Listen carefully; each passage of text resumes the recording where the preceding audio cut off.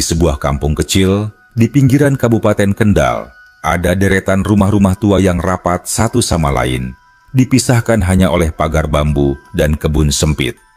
Di antara rumah-rumah itu, berdirilah rumah panggung sederhana milik Ranti, seorang ibu tunggal berusia awal 30-an. Rumah itu diwarisi dari orang tuanya, dengan dinding papan yang mulai memudar termakan hujan dan panas. Meski sederhana, rumah itu selalu tampak hidup. Ada suara panci, aroma kayu bakar, dan tawanya Ilham, anak lelaki Ranti yang baru berusia 9 tahun. Kampung tersebut termasuk kampung yang adem ayem. Orang-orang saling mengenal, bahkan suara sandal seseorang sudah cukup untuk menebak siapa yang lewat. Di sebelah rumah Ranti, berdiri sebuah warung bakso kecil yang dikelola oleh Pak Darma, seorang pria 50-an yang terkenal pendiam, tapi sopan dan tidak neko-neko. Warungnya berupa bangunan semi permanen dengan atap seng dan dinding triplek. Dulu, warung itu jarang ada pembeli. Kadang sehari hanya 3 mangkuk yang keluar. Karena dekat, Ranti sering berbagi obrolan ringan dengan Pak Darma. Biasanya tentang cuaca, harga cabai, atau sekadar sapaan singkat. Tidak pernah ada tanda bahwa sesuatu yang aneh akan terjadi. Tetangga sekitar pun mengenal Pak Darma sebagai orang biasa. Ada Mbak Sutina, penjual jamu keliling yang sering mampir pagi-pagi, Mang Arwan, tukang ojek yang suka duduk di bangku depan warung bakso, dan Bu Darsih, sesepuh kampung yang rumahnya bersisian dengan kebun belakang Pak Darma. Hari-hari berjalan seperti biasa, sampai keadaan mulai berubah pada pertengahan bulan itu. Perubahan itu dimulai perlahan. Awalnya, Ranti hanya memperhatikan bahwa warung bakso Pak Darma mendadak ramai. Sangat ramai. Padahal sebelumnya, kalau jam makan siang, paling banter hanya 2 atau 3 orang yang duduk. Tapi kini, sejak pagi, sudah ada orang yang menunggu. Aneh ya Mbak, baksonya Pak Darma jadi ramai bener. Aku lewat tadi, sampai ngantri, kata Mbak Sutina suatu pagi, sambil meracik jamu di gelas plastik. Ranti tersenyum samar. Iya, aku juga kaget. Semenjak kapan? 2 minggu lalu sepi banget. Apa dia ganti resep ya? Gumam Mbak Sutina. Mungkin, jawab Ranti ringan. Meski dalam hati ia agak heran. Warung itu tidak pernah menunjukkan tanda-tanda pembaruan. Bahkan, mangkuk-mangkuknya saja masih yang lama, yang pinggirannya sedikit terkelupas. Namun Ranti tidak terlalu memikirkan hal itu. Rezeki orang siapa yang tahu. Ia justru ikut senang karena tetangganya mendapat keberuntungan. Yang membuat Ranti sedikit bingung adalah perlakuan Pak Darma kepada Ilham belakangan ini. Sejak warungnya ramai, Pak Darma seperti semakin perhatian pada anak itu.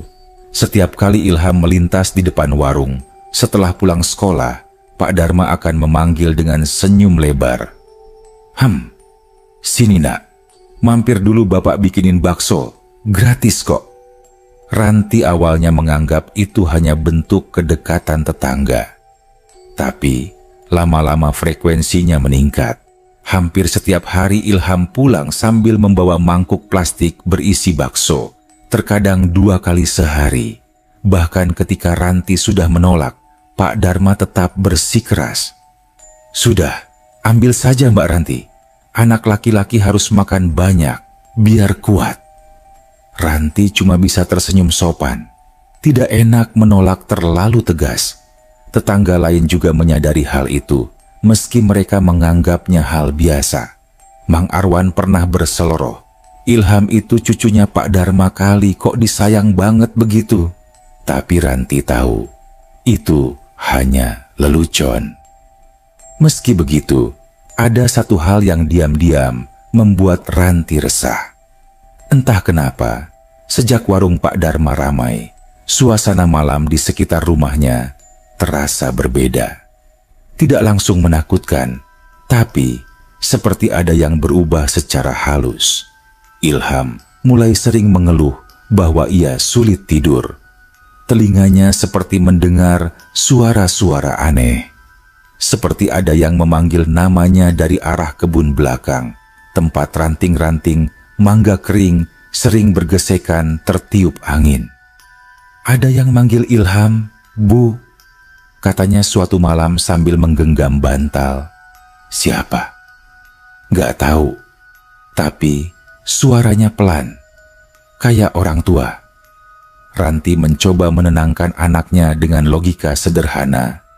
Mungkin suara angin, Nak, atau tikus lewat. Sudah, tidur lagi. Tapi malam demi malam, keluhan itu makin sering. Dan hal lain yang membuatnya tambah cemas. Tubuh Ilham mulai terlihat lebih lemas dari biasanya. Kulitnya pucat, nafsu makannya turun, padahal ia dulu anak yang doyan makan apa saja. "Hah, kamu sakit?" tanya Ranti sambil memegang kening anaknya. Ilham menggeleng. "Enggak, Bu, cuma ngantuk." Tapi matanya sayu dan ia sering melamun sambil menatap halaman belakang yang gelap. Puncak kegelisahan Ranti datang pada suatu sore ketika ia melihat Ilham berdiri di depan warung bakso Pak Darma dengan pandangan kosong. Seolah-olah dikendalikan sesuatu, Pak Darma sedang mengaduk kuah bakso. Wajahnya terhalang uap panas. Tapi entah kenapa, Ranti merasa ada sesuatu yang asing di balik senyum lelaki itu. Ketika Ranti memanggil Ilham dengan agak keras, barulah anak itu tersentak seperti baru sadar dari mimpi. "Ham, pulang. Sudah sore." Ilham menoleh pelan, lalu berlari kecil menuju ibunya. Pak Darma hanya melambaikan tangan. "Mampir lagi besok ya, Ham." Ranti tersenyum kaku. "Iya, Pak." Tapi dalam hati, ia mulai merasakan jantungnya berdebar tanpa sebab. Ia mencoba menepis prasangka buruk. Semua tampak normal, semua logis. Namun malam itu, ketika ia menutup jendela kamarnya, matanya menangkap sesuatu di kejauhan, di area belakang warung Pak Darma. Sekilas saja, sangat cepat, seperti bayangan hitam bergerak di balik pepohonan mangga. Ia yakin itu bukan angin, tapi ia belum punya alasan kuat untuk takut. Sejak hari ketika Ranti melihat bayangan hitam bergerak cepat di belakang warung Pak Darma, pikirannya tidak pernah benar-benar tenang. Ia mencoba bersikap biasa, tetap ramah pada tetangga, tetap bekerja seperti biasa, tetap memasak untuk Ilham. Tetapi rasa was-was itu menempel seperti debu yang tak bisa hilang meski ia hembuskan berkali-kali. Malam-malam berikutnya, suasana kampung terasa makin berbeda. Bukan dalam cara yang mencolok, melainkan perlahan. Seperti sesuatu yang merayap dari balik tanah, dari sela pepohonan, dari celah rumah-rumah tua yang selama ini sunyi. Beberapa tetangga pun mulai berkomentar tentang warung bakso Pak Darma yang semakin tak masuk akal ramainya. Bahkan, orang-orang dari luar kampung datang. Suara kendaraan bermotor yang berhenti di depan warung terdengar hampir setiap jam makan. Pembeli silih berganti, seolah warung kecil itu punya magnet sendiri. "Kalau begini terus, Pak Darma bisa jadi juragan bakso beneran," kata Mang Arwan suatu sore sambil tertawa kecil. Tapi Ranti melihat sesuatu yang lain. Seiring warung itu semakin ramai, Ilham justru semakin lemah, makin pucat. Bahkan ia mulai sering ketiduran di kelas menurut cerita Bu Kima, guru ngaji sekaligus tetangga dekat Ranti. "Ranti, anakmu itu kenapa? Beberapa kali aku lihat dia melamun di pengajian. Kalau dipanggil, kadang dia tidak menjawab," kata Bu Kima dengan nada khawatir. Ranti terdiam beberapa saat sebelum menjawab. "Entahlah, Bu. Belakangan dia sering susah tidur, mungkin kecapekan." Bu Kimah mengusap punggung tangan Ranti. Kalau perlu, bawa ke puskesmas. Badannya kok kayak kehilangan tenaga. Ranti mengangguk sambil memandang Ilham yang sedang duduk diam di pojok serambi mushala. Anak itu menatap kosong ke jalanan, tak bereaksi pada suara anak-anak lain yang mengaji. Ada sesuatu yang hilang dari sorot matanya. Suatu siang, ketika Ranti baru pulang dari pasar, ia melihat Ilham duduk di kursi kecil warung Pak Darma. Mangkuk bakso setengah habis berada di depannya. "Ilham," panggil Ranti agak keras. "Kamu ngapain di sini? Bukannya tadi bilang mau tidur?" Ilham menoleh pelan. "Bu, Pak Darma kasih bakso lagi." Ranti menarik napas panjang. "Ilham, sudah berapa kali ibu bilang jangan sering-sering makan di sini. Kamu itu..." "Loh, Mbak Ranti," ujar Pak Darma sambil muncul dari balik tirai dapur. Suaranya terdengar ramah seperti biasa. "Anak ini cuman lapar. Lagi pula, saya senang kalau dia makan di sini. Anggap saja saudara sendiri." Ranti memaksa tersenyum. "Bukannya begitu, Pak. Saya cuma takut Ilham jadi kebiasaan kalau dikasih terus." "Oh, enggak apa-apa." Suara Pak Darma merendah, namun nadanya aneh. Terlalu menenangkan, terlalu lembut, seperti seseorang yang sedang berusaha menyembunyikan sesuatu. "Anak ini istimewa, Mbak. Rezekinya bersih. Makanya saya senang kalau dia makan di sini." Ranti terdiam. "Istimewa? Rezekinya bersih? Apa maksudnya?" Sebelum Ranti sempat bertanya, sebuah keluarga dari luar kampung masuk ke warung Pak Darma, segera tersenyum lebar dan melayani mereka. Ranti menggenggam tangan Ilham. "Ayo, pulang." Ilham menurut, meski gerakannya lambat, seperti tidak sepenuhnya sadar.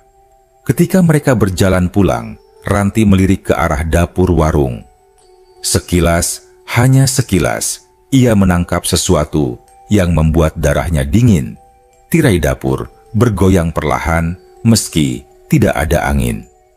Dan dari celah bawahnya, seperti ada asap tipis berwarna gelap merembes keluar. Tapi ketika Ranti menatap lebih lama, asap itu hilang. Atau mungkin ia hanya berhalusinasi. Ia berharap begitu. Malamnya, Ranti terbangun oleh suara lirih di kamar Ilham. Suara seperti orang menggumamkan sesuatu, pelan, patah-patah, seperti tengah memanggil seseorang dalam mimpi. "Ilham." Ranti menyingkap pintu kamar dengan hati-hati. Lampu tidur kuning redup menyinari ruangan kecil itu. Ilham berbaring miring, wajahnya pucat, napasnya pendek-pendek. Bibirnya bergerak tanpa suara, seakan mengucapkan sesuatu yang tidak dimengerti. Ranti mendekat dan menggoyang bahunya. Bangun, Nak." Ilham tiba-tiba tersentak, matanya terbuka setengah. Tatapannya kosong beberapa detik sebelum ia kembali mengenali wajah ibunya. "Bu, ada yang panggil Ilham?" Suaranya serak. "Dari mimpi?" tanya Ranti. Ilham menggeleng pelan. "Bukan, dari belakang rumah." Jantung Ranti serasa jatuh ke perut. "Kamu dengar apa?" "Ilham, sini." Ranti memeluk anak itu erat-erat. Tapi saat ia memegang kening Ilham, tubuh kecil itu dingin. Ranti menelan ludah. "Sudah, tidur sama ibu malam ini." Ilham hanya mengangguk lemah. Namun bahkan ketika anak itu tertidur di pelukannya, Ranti tidak bisa memejamkan mata. Karena dari balik dinding rumah, suara pepohonan mangga bergesekan, seperti sesuatu sedang bergerak di antaranya, atau seseorang. Keesokan harinya, kejadian aneh lain menyusul.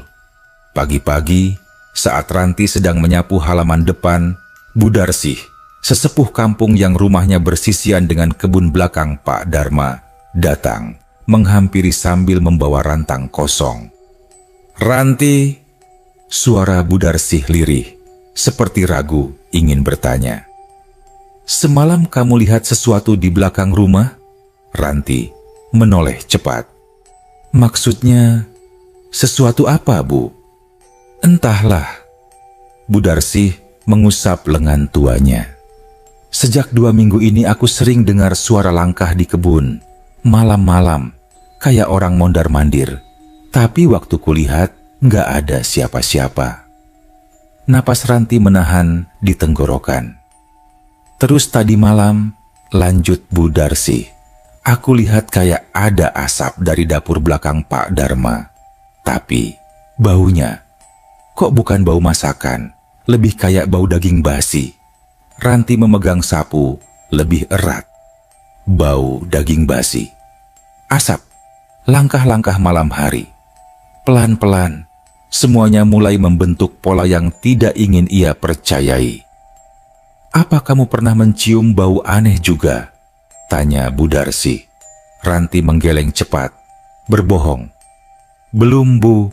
Sejak siang hari itu, Ranti memutuskan Ilham tidak boleh lagi makan bakso dari warung Pak Dharma. Apapun alasannya, ia mulai memasak makanan bergizi, menyiapkan bekal untuk Ilham, dan sengaja lewat jalan lain agar tidak melewati warung itu. Tapi usaha itu tidak mudah, karena setiap kali Ilham mencium aroma bakso, ia terlihat gelisah, seperti tubuhnya mengingat sesuatu yang tidak disadari pikirannya, seperti ketagihan. "Sakit perut?" tanya Ranti saat melihat anaknya memegangi perut. Ilham menggeleng. "Enggak, Bu, cuma ingin makan bakso." Ranti membelai kepala anaknya. "Nanti Ibu bikin sendiri, besok kita belanja." Tapi mata Ilham tampak berbeda. Ada kilatan asing di dalamnya, sesuatu yang membuat Ranti takut tanpa alasan yang jelas. Menjelang malam, hujan turun perlahan, membuat suasana kampung terasa lebih redup dari biasanya. Ranti duduk di ruang tengah sambil menunggu air panas, sementara Ilham sudah tidur lebih awal karena kelelahan. Saat hujan mereda, suara adzan Isya terdengar dari surau kecil di ujung kampung. Suara yang biasanya menenangkan itu terasa sedikit berbeda malam itu, seperti memantul di udara yang berat. Ketika Ranti hendak menutup pintu belakang, ia melihatnya lagi. Asap hitam tipis merembes dari celah atap dapur warung Pak Dharma. Tidak banyak, tidak pekat, tapi cukup jelas. Dan kali ini baunya menusuk hidung. Bau daging busuk yang sangat kuat. Ranti menutup hidungnya, menahan napas.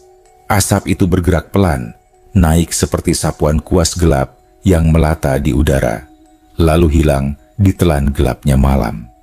Ranti mundur 1 langkah, lalu 2. Jantungnya berdegup begitu keras hingga ia bisa merasakannya di telinga.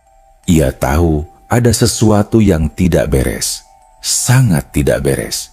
Sejak malam ketika Ranti melihat asap hitam merembes dari dapur warung Pak Dharma, tidurnya tidak lagi pulas.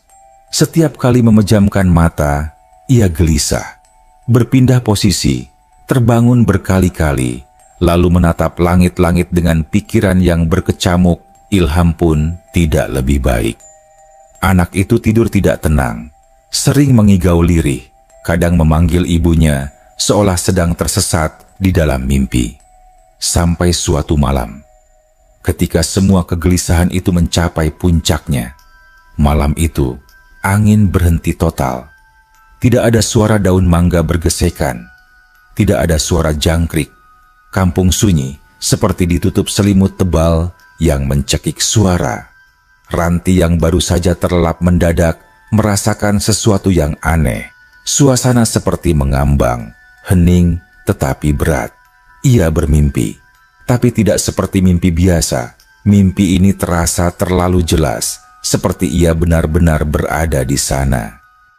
Dalam mimpinya, Ranti berdiri di tengah lapangan kosong yang ia kenal betul. Tanah lapang tua di belakang surau yang dulu sering dipakai untuk lomba 17 Agustus. Tetapi tanah itu kini berubah.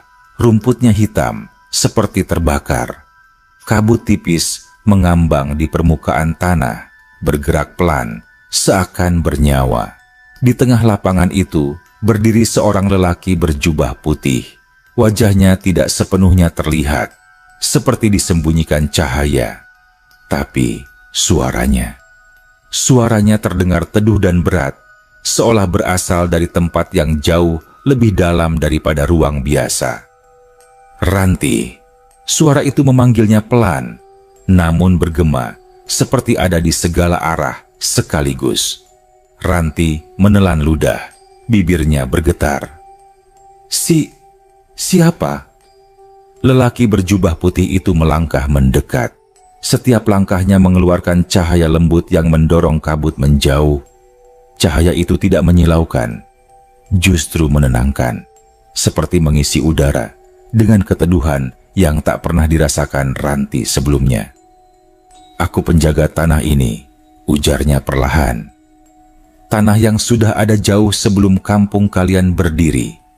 Ranti mundur setengah langkah. "Penjaga tanah?" Lelaki itu mengangguk.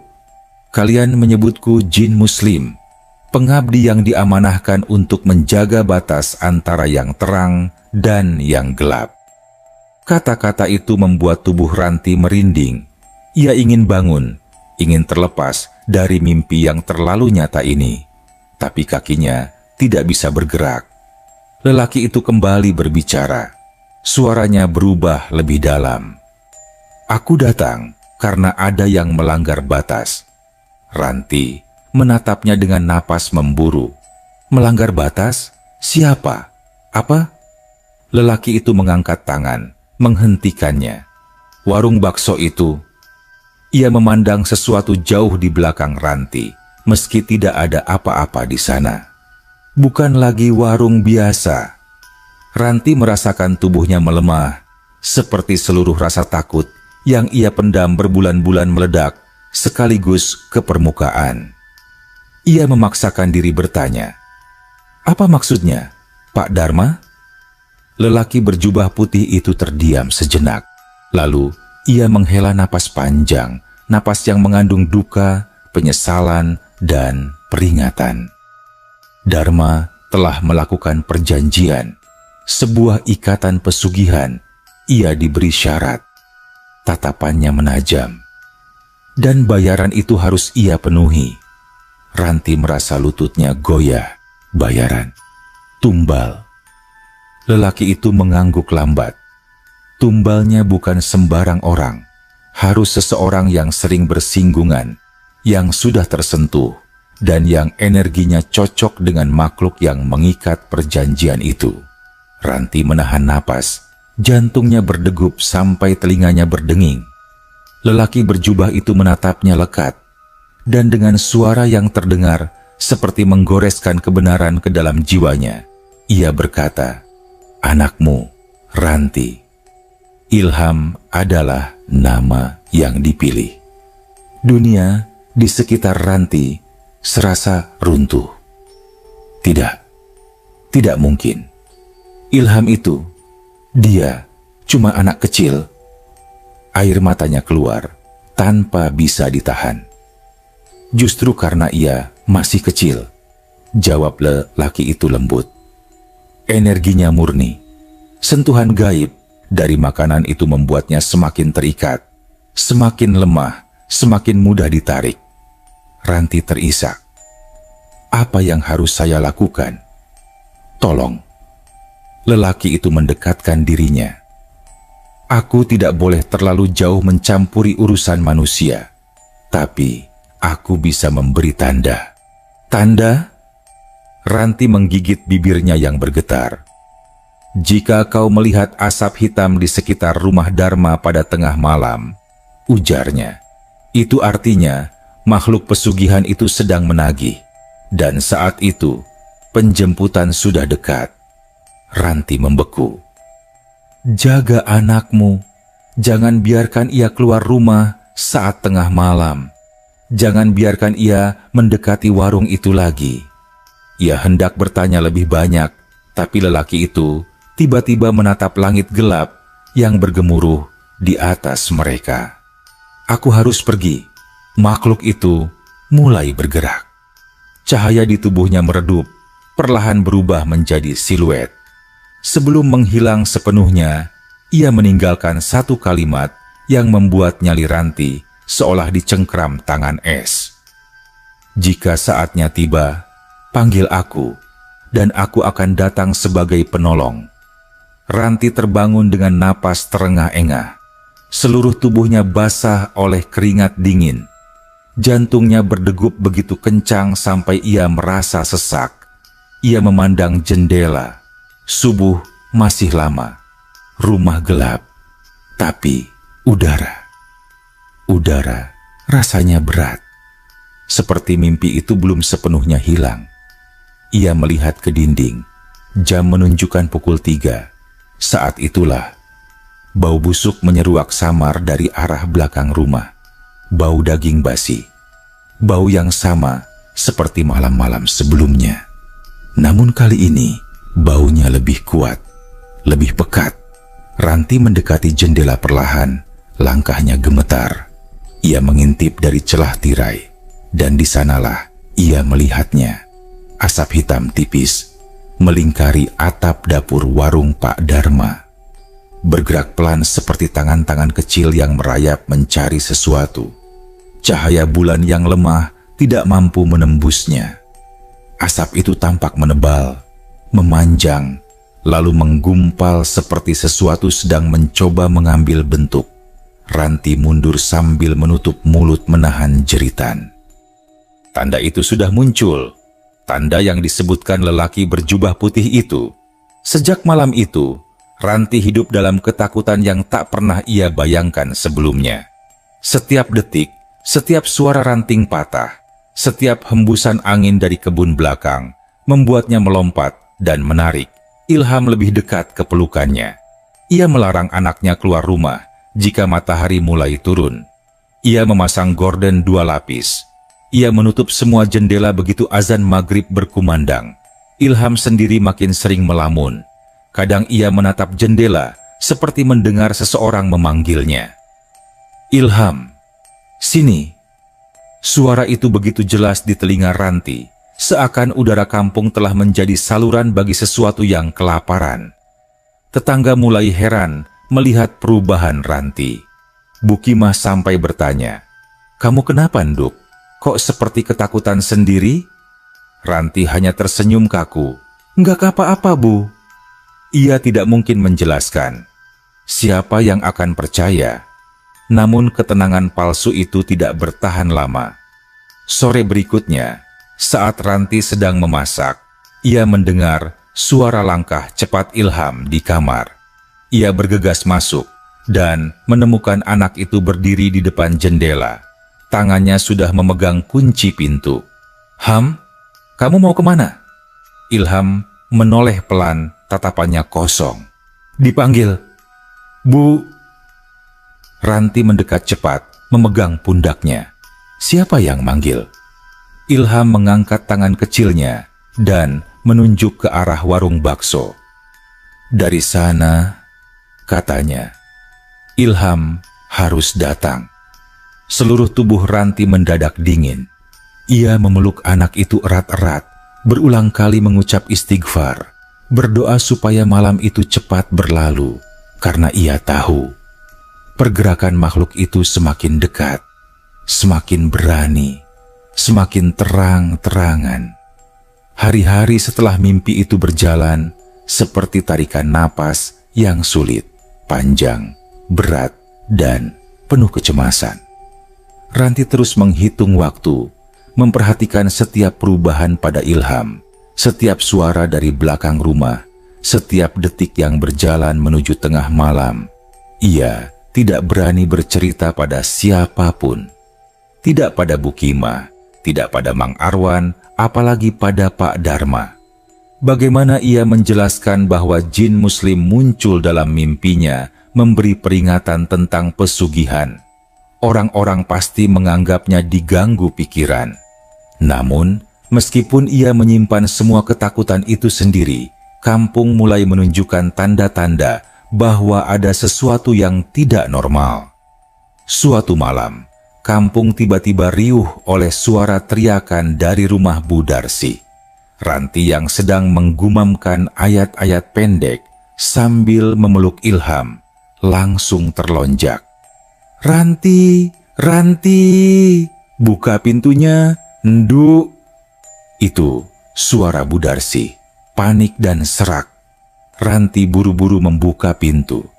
Bu Darsi berdiri di sana dengan napas terengah.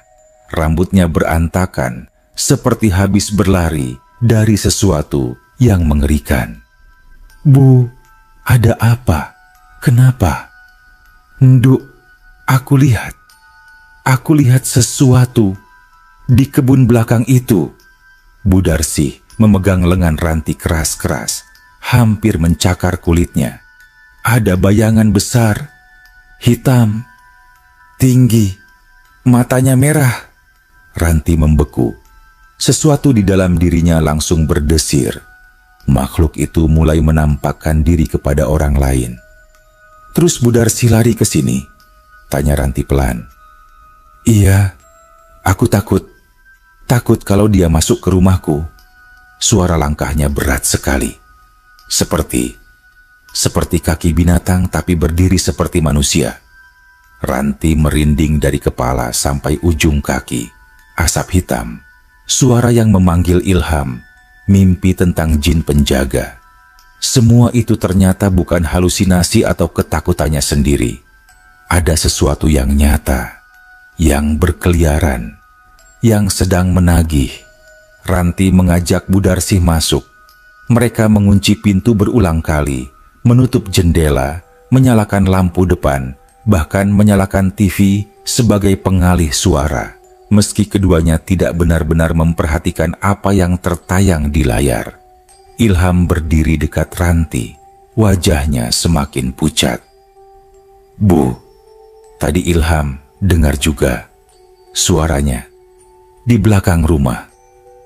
"Mungkin itu suara angin, Ham," jawab Ranti cepat, tapi matanya tidak bisa berbohong. Ia sama sekali tidak yakin. Sejak malam itu, warga lain ikut mengalami hal-hal janggal. Keesokan harinya, Mang Arwan bercerita pada para tetangga di depan mushala. "Tadi malam, motor saya kayak ada yang ngedorong waktu saya mau narik malam.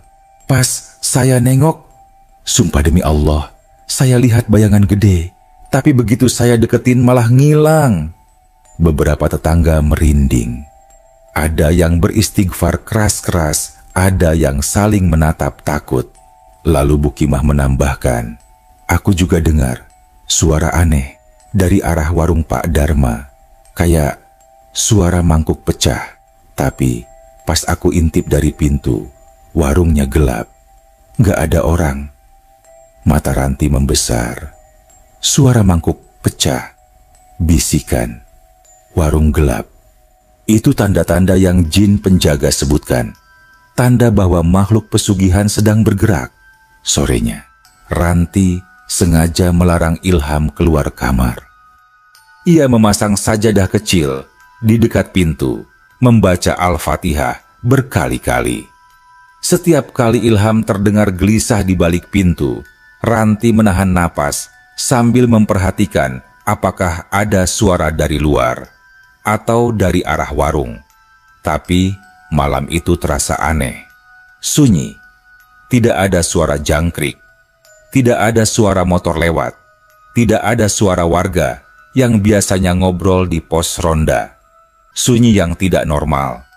Ketika jarum jam mengarah tepat pada pukul 12 malam, suara tok, tok, tok terdengar dari jendela dapur. Ranti langsung merapatkan diri ke dinding, menahan teriakan.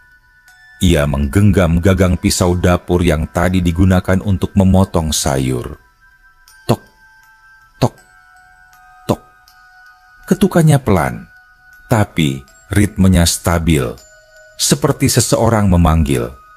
Ranti mengendap-endap mendekati jendela dapur, tapi tidak berani membuka tirai. Pengetukan itu berhenti. Lalu, suara seperti hembusan napas terdengar sangat dekat. Sangat dekat, seakan seseorang tepat di balik kaca. Ranti mengambil langkah mundur, lututnya hampir goyah. Lalu, suara seorang pria tua, lirih, parau, seperti tercekik, terdengar memanggil. Ilham. Ranti langsung menutup mulutnya, menahan jeritan agar Ilham tidak bangun. Itu dia, suara itu. Suara yang Ilham dengar selama ini. Suara yang berasal dari warung itu. Ranti berlari masuk ke kamar Ilham. Namun ia terhenti. Kamar kosong. Jendela terbuka sedikit. Ilham, jerit Ranti. Napasnya langsung putus. Ia berlari ke pintu belakang, menghantamnya hingga terbuka, dan melihat sesuatu yang membuat jantungnya jatuh. Dari arah warung bakso, ada cahaya redup, seperti lampu yang dinyalakan setengah. Padahal barusan, rumah itu gelap total. Ranti tidak berpikir panjang. Ia berlari ke sana, menerobos dinginnya angin malam. Namun saat ia semakin dekat, ia menyadari sesuatu. Bukan hanya cahaya yang berubah. Udara di sekitar warung seperti lebih berat, lebih gelap, lebih pekat. Bau daging busuk memenuhi hidung. Bayangan melintang di dinding dapur bergerak, berdenyut seperti makhluk hidup. Dan tepat di depan pintu kayu yang sedikit terbuka, tergeletak mangkuk bakso yang pecah. Kuahnya mengalir ke tanah seperti darah keruh. Ranti memegang dadanya yang sesak. Ilham. Suaranya hampir tak keluar. Nak, kamu di mana? Dari dalam warung terdengar suara bisikan. Pelan, berulang. Sini, sini. Suara itu bukan suara manusia, tapi bercampur dengan suara anak kecil yang terdengar seperti menahan tangis. Bu. Itu suara Ilham. Lemah, jauh. Ranti masuk. Bagian depan warung gelap, hanya diterangi sedikit cahaya dari lampu dapur yang berkedip-kedip. Meja, kursi, bahkan panci bakso terlihat berbeda. Lebih kusam, lebih gelap, seperti warna-warnanya telah disedot oleh sesuatu yang tak terlihat.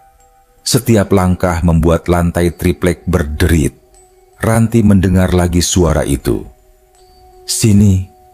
Ia mendekati dapur, dan ketika ia hampir sampai, seseorang berlari kecil dari rumah sebelah. Ranti. Itu suara Mang Arwan. Ranti terperanjat. Mang, Ilham. Ilham ada di dalam. Mang Arwan terengah. Saya lihat bayangan kecil masuk ke warung ini barusan. Makanya saya nyusul. Kita cari Ilham dulu, seru Ranti dengan mata berkaca-kaca. Baik, tapi hati-hati.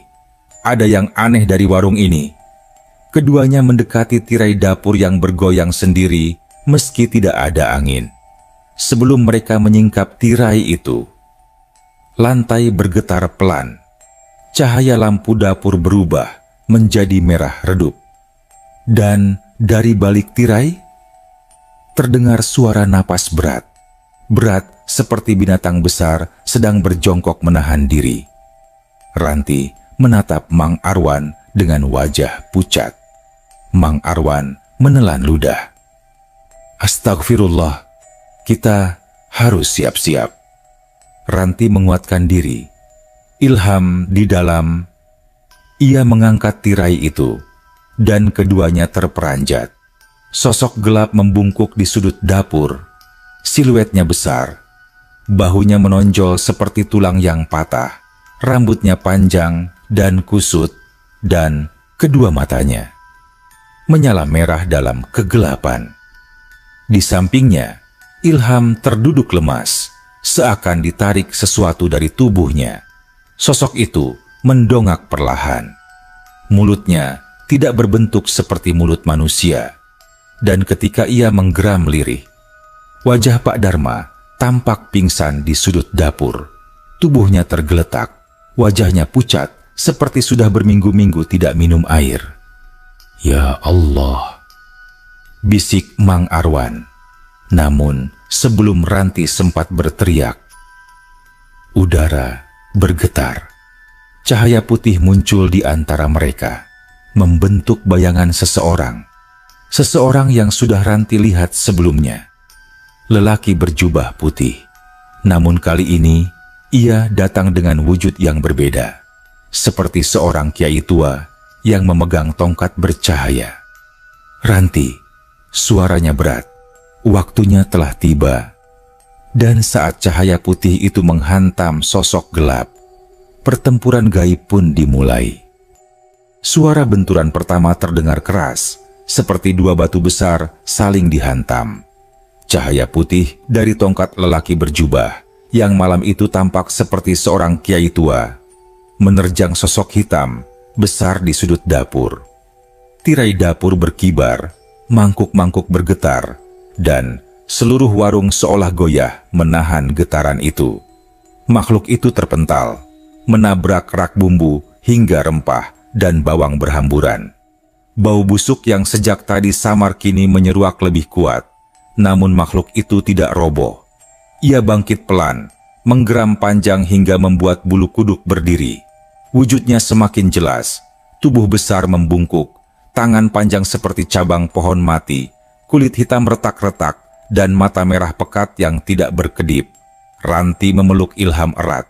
Tubuh anak itu lemas dan dingin. "Ibu di sini, Ham?" Suaranya pecah. Mang Arwan berdiri di belakang mereka, gemetar namun tak sanggup pergi. Lelaki berjubah itu menancapkan tongkatnya ke lantai. Cahaya putih melebar, membentuk lingkaran yang mengurung Ranti dan Ilham. Makhluk ini sudah menagih perjanjian Dharma. Ucapnya tanpa mengalihkan pandangan. Makhluk itu melompat, cepat, seperti bayangan disambar angin. Kiai itu mengayunkan tongkatnya, memukul makhluk itu di udara. Cahaya putih membelah kegelapan, menabrak tubuh hitam itu hingga retak-retak seperti tanah kering. Asap pekat keluar dari retakan tubuhnya. Namun makhluk itu terus bergerak. Ia memanjat dinding dengan cekatan, lalu merosot turun tepat ke arah Ranti. Cahaya perlindungan memantulkannya kembali, membuatnya menabrak meja dan memecahkan piring-piring.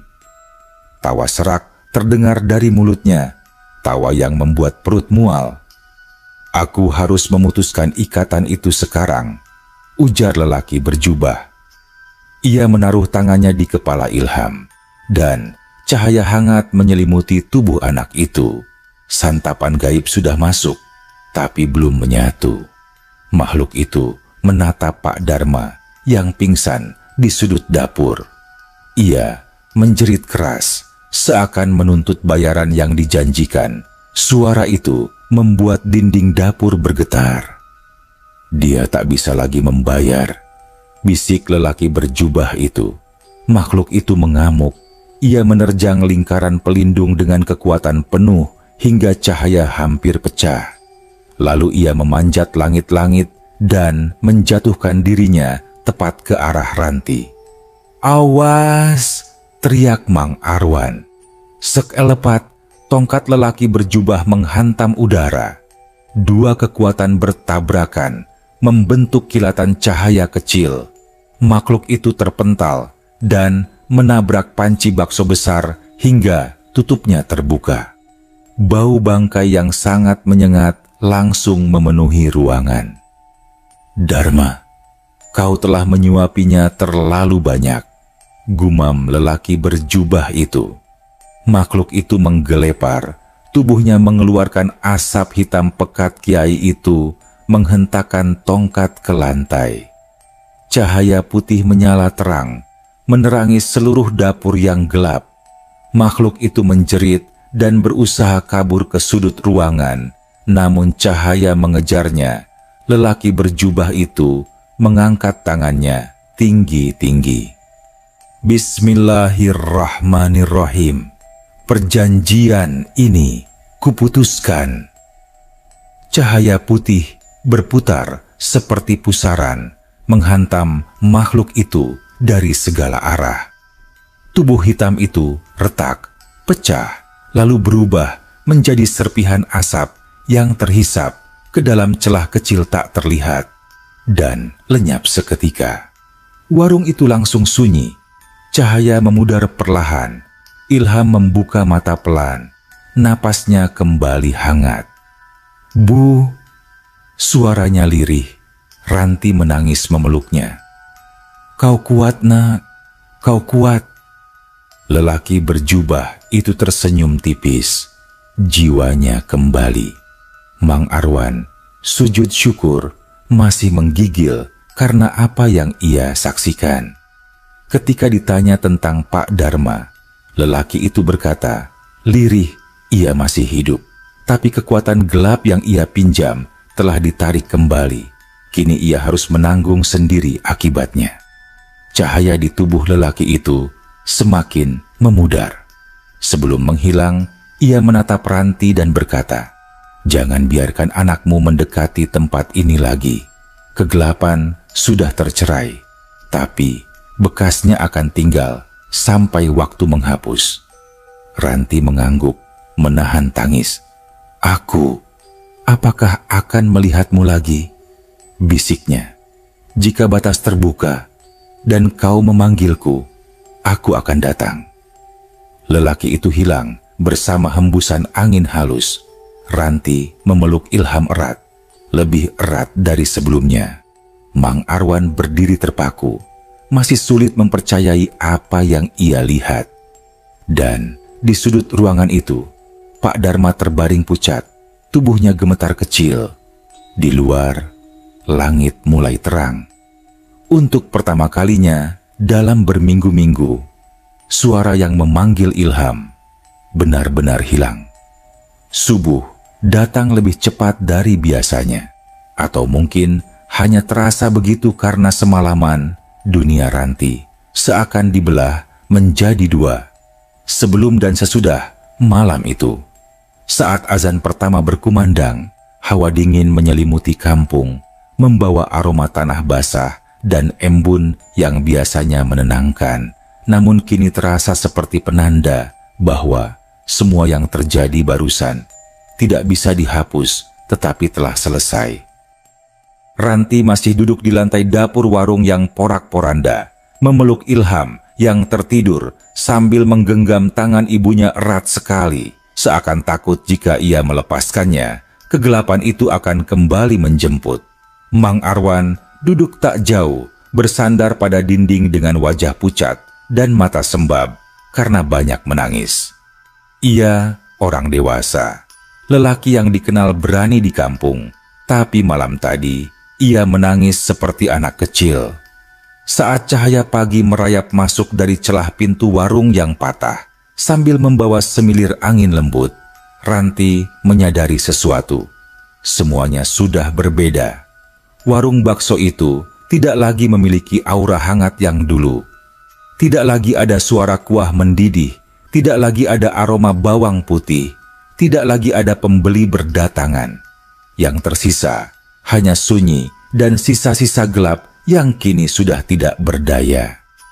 Menjelang matahari naik, warga satu persatu berdatangan karena mendengar keributan. Ada yang terkejut melihat keadaan dapur warung yang hancur. Ada yang bingung dengan kondisi Pak Dharma yang masih terbaring lemah di pojokan. Ada yang langsung beristighfar sambil menatap tempat itu dengan ngeri. "Ya Allah, Dharma kenapa ini? Astagfirullah, kok bisa? Aku tadi dengar suara keras dari sini. Ini baunya apa ini? Bukan bau daging, bukan bau masakan." Ranti tahu, ia tidak bisa menceritakan seluruh kebenaran. Tidak semuanya bisa diterima, tapi ia juga tidak ingin berbohong total. "Pak Dharma pingsan," jawab Ranti lirih. "Ilham tersesat masuk ke sini. Kami menemukannya dalam keadaan lemah. Terus suara tadi malam itu apa? Yang bikin ayam-ayam pada ribut? Tanya Mbak Sutina.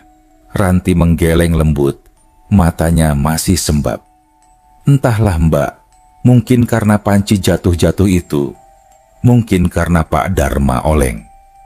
Beberapa warga mengangguk-angguk, beberapa lain saling berbisik, namun tidak ada yang benar-benar mengerti atau berani memahami apa yang sebenarnya terjadi. Pak RT dan warga bersama-sama menggotong Pak Darma ke rumahnya. Tubuhnya ringan, terlalu ringan untuk seorang lelaki seusianya. Nafasnya tersengal-sengal, namun ia hidup. Dokter desa dipanggil untuk memeriksa. Hasilnya, kelelahan berat, tekanan darah turun drastis, tubuh dehidrasi parah. Tidak ada yang mencurigakan secara medis, dan justru itu lebih menakutkan. Hari demi hari berlalu, perubahan-perubahan pun terjadi. Warung bakso Pak Darma menjadi sepi. Bukan sepi biasa, tetapi sepi seperti tempat itu telah kehilangan tuahnya. Para warga yang dulu suka makan bakso di sana kini mencium bau aneh dari panci Pak Darma. Bau yang membuat mereka mual. Mereka beralasan tidak enak badan, tapi sebenarnya hati kecil mereka tahu ada yang tidak wajar. Kayaknya resepnya berubah-ubah ya. Kuahnya kayak bau tanah. Entahlah, saya coba sesuap, langsung muntah. Beberapa warga mulai menjauh dari tempat itu tanpa sadar. Tidak berselang lama, Pak Darma mengambil keputusan. Tanpa banyak bicara, ia menutup warungnya. Hanya ditandai papan kecil, bertuliskan, "Tutup mau pulang ke kampung halaman." Dalam 3 hari, ia pergi, meninggalkan rumahnya, peralatan warung, bahkan sebagian barang-barang pribadinya. Warga hanya bisa menonton kepergiannya dengan diam. Tidak ada yang menahan, tidak ada yang bertanya. Semuanya tahu, ada sesuatu yang patah dalam diri lelaki itu, sesuatu yang sudah tidak bisa diperbaiki lagi. Sementara itu, Ranti dan Ilham perlahan kembali menjalani kehidupan mereka. Ilham membutuhkan waktu 4 hari penuh untuk benar-benar pulih. Di hari-hari itu, ia sering terbangun tiba-tiba, seolah ada yang memanggilnya, namun suara itu kini jauh, sangat jauh. Seperti gema dari tempat yang tidak akan pernah bisa dijangkau lagi. "Bu, suaranya sudah pergi ya?" "Sudah, Nak, tidak akan kembali." "Yang jubah putih itu, dia siapa?" "Seseorang yang Allah kirim untuk menolong kita." Ilham mengangguk. Kadang ia tersenyum kecil, tapi masih terlihat trauma. Namun setiap malam, ia tidur di sebelah ibunya. Dan setiap pagi, ia bangun dengan mata yang sedikit lebih cerah dari hari sebelumnya. Waktu, seperti biasa, menyembuhkan. Tetangga-tetangga pun mulai lebih dekat dengan Ranti setelah mendengar bahwa ia hampir kehilangan Ilham. Bu Kimah sering datang membawa makanan. Mang Arwan tiap malam mampir hanya untuk memastikan semuanya baik-baik saja. Mbak Sutinah bahkan berhenti lebih lama dari biasanya ketika lewat, bertanya apakah Ilham sudah ceria kembali. Kampung yang dulu terasa biasa saja, kini terasa seperti keluarga besar yang melapisi Ranti dengan perhatian. Beberapa pekan setelah kejadian itu, kehidupan kembali normal. Ranti bekerja seperti biasa, Ilham kembali sekolah dengan wajah cerah, dan kampung perlahan melupakan keanehan-keanehan yang sempat terjadi. Warga hanya mengingat bahwa warung bakso itu pernah ramai sebentar, lalu mendadak menghilang dari kehidupan mereka. Kadang, seseorang bertanya, "Ranti, kamu gak trauma tinggal dekat warung kosong itu?" Ia hanya tersenyum. "Tidak, Bu. Yang penting Ilham selamat."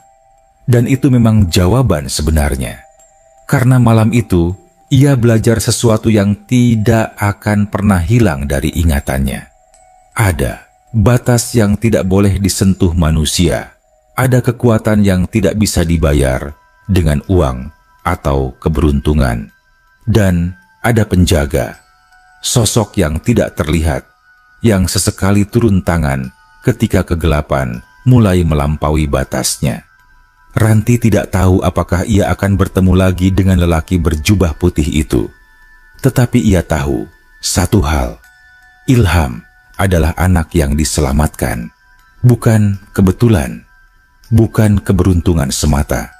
Dan setiap kali ia melihat anaknya tertawa di halaman, Ranti selalu merasakan rasa syukur yang membuncah tanpa kata.